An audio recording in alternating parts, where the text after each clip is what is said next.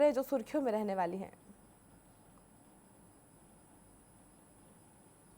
देखिए आपको बताएं कि आज जिस तरीके से मुख्यमंत्री का कार्यक्रम सुबह से ही लगा हुआ है और वो अपने गृह जनपद में आज उनका दौरा रहेगा। खटीमा में आज उनके विभिन्न कार्यक्रम हैं, जहां विकास कार्यों की समीक्षा बैठक भी वो करेंगे और विभिन्न योजनाओं का विकास की जो योजनाएं हैं उनका शिलान्यास भी मुख्यमंत्री के द्वारा वहां पर किया जाएगा। इसके अलावा सबसे महत्वपूर्ण बात आपको बताया कि जो चार धाम यात्रा शुरू होने वाली है 30 अप्रैल से, उसको लेकर के खास तौर पर तैयारियां चल रही हैं। स्वास्थ्य विभाग की अगर बात करें तो स्वास्थ्य विभाग ने यहाँ पर जो भी जनपद पड़ते हैं जहाँ पर भी स्वास्थ्य सुविधाओं का अभाव है, तो वहाँ पर स्वास्थ्य सेवाओं को दुरुस्त करने के निर्देश दिए गए हैं। सचिव ने खुद 3 जनपदों का अब तक दौरा कर लिया है, जहां पर जो डॉक्टरों की कमी है उसको पूरा किया जा रहा है और अतिरिक्त रूप से जो स्टाफ की आवश्यकता वहां पर है उसको पूरा करने के भी यहाँ पर निर्देश दिए गए हैं। इसके साथ ही जो डेंजर जोन है, यानी कि आपदा के समय जो भी दुर्घटनाग्रस्त क्षेत्र है, उनका भी निरीक्षण कर लिया गया है और उनको पहले से ही तैयार करने के निर्देश दिए गए हैं। खासतौर पर लोक निर्माण विभाग की बात करें या बीआरओ की, तो वहां से भी उन सड़कों को दुरुस्त करने के निर्देश दिए गए हैं। खासतौर पे जो बरसात के समय जो सड़कें बंद हो जाती हैं, तुरंत वो कैसे खुल सके, यात्रियों को असुविधा ना हो, इसके लिए खास तौर पे जो डेंजर जोन है या दुर्घटनाग्रस्त क्षेत्र है, वहां पर जेसीबी मशीन्स रखवाई जा रही हैं।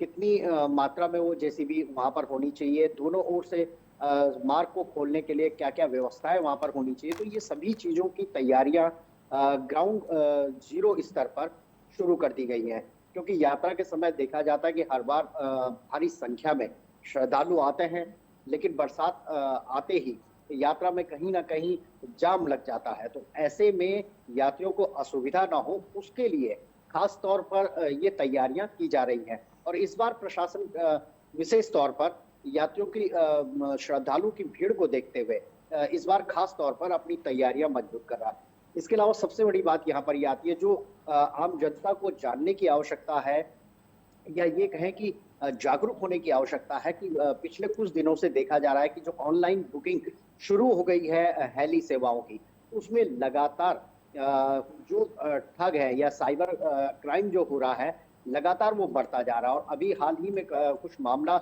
इस तरीके से मामले सामने आए हैं, जिसको लेकर के साइबर सेल भी पूरे तरीके से ऐसे ठगों को पकड़ने के लिए पूरे तरीके से कोशिश कर रही है। लेकिन फिर भी लोग ऑनलाइन बुकिंग के चलते कहीं ना कहीं उसका शिकार हो रहे हैं। तो ऐसे कई खुलासे होते जा रहे हैं, बावजूद इसके जो ऑनलाइन बुकिंग को लेकर के एक बड़ा फर्जीवाड़ा सामने आ रहा है। जबकि उत्तराखंड सरकार ने खास तौर पर इसके लिए अपनी एक वेबसाइट शुरू की है, जिसके माध्यम से ही ऑनलाइन बुकिंग हो सकती है। लेकिन उसके अलावा और भी कई बहुत सारी ऐसी फेक वेबसाइट्स बनी हुई हैं, जिसके झांसे में लोग फंस जा रहे हैं। तो हमारा यही निवेदन दर्शकों से भी रहेगा और श्रद्धालुओं से भी रहेगा कि वो जो विश्वसनीय उत्तराखंड की वेबसाइट है, उसके माध्यम से ही अपना रजिस्ट्रेशन करवाएं और उसके माध्यम से ही हेली सेवाओं की बुकिंग करवाएं। अन्यथा उनके पैसे खराब हो सकते हैं और वो किसी न किसी ठगी का शिकार भी यहाँ पर हो सकता है। इसको लेकर के लगातार जागरूकता अभियान भी उत्तराखंड सरकार चला रही है। और सबसे बड़ी बात इस बार जो सामने आ रही है वो ये है कि अब उत्तराखंड वीआईपी या वीवीआईपी दर्शन नहीं हो पाएंगे, चाहे वो किसी भी स्टेट के कोई वीआईपी या वीवीआईपी गेस्ट हो। अब वो चारों धामों में वीआईपी दर्शन नहीं कर पाएंगे। सामान्य श्रद्धालु की तरह, आम श्रद्धालु की तरह ही वो भी लाइन में लग करके अब दर्शन करेंगे, क्योंकि वीआईपी और वीवीआईपी कल्चर को खत्म करने के लिए उत्तराखंड सरकार ने एक बड़ी पहल की है। और इसके लिए सभी प्रदेशों के मुख्यमंत्री और राज्यपालों को ये पत्र लिख दिया गया है कि कोई भी वीआईपी या वीवीआईपी ट्रीटमेंट के लिए ना बोले, आम श्रद्धालु की तरह आए और धामों में अपने दर्शन करे, लेकिन वीआईपी ट्रीटमेंट उसको यहाँ पर नहीं दिया जाएगा। तो एक बड़ा फैसला उत्तराखंड सरकार ने यहाँ पर लिया है।